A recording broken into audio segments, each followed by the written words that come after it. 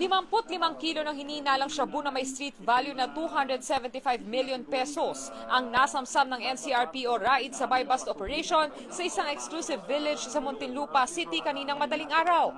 Nagpanggap daw na buyer ang isang pulis na bumili ng 25 kilo ng shabu na may halagang 25 milyong piso sa Taiwanese na si Pong Jung.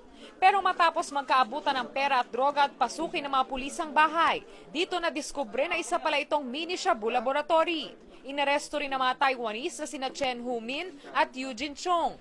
Si Pong Jung ang nag-abot at dito naabutan yung dalawa. Si Chen Hunli at saka si Eugene Chong. Ang importante dito yung mga chemist, no? Yung nagluluto, sila may kaalaman. So malaking kabawasan dun sa sindikato pagka nakakuha tayo ng chemist. Nakita ang mga container na naglalaman ng mga kemikal na ayon sa mga pulis ay unfinished product. Sa isang kwarto nakita naman ang iba pang aparato na panggawa ng shabu at mga refrigerator.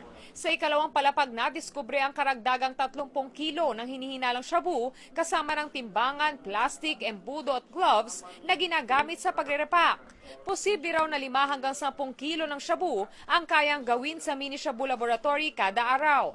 Isa raw sa mga estilo ng mga sindikato na magtayo ng laboratorio sa mga lugar na hindi basta-basta napapasok tulad ng exclusive village na ito.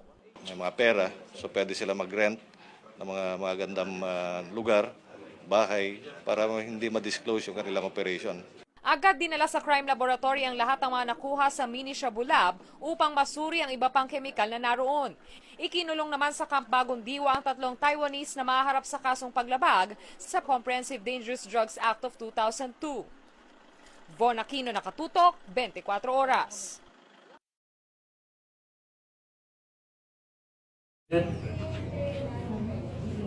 So you prefer mayor than president? Mayor.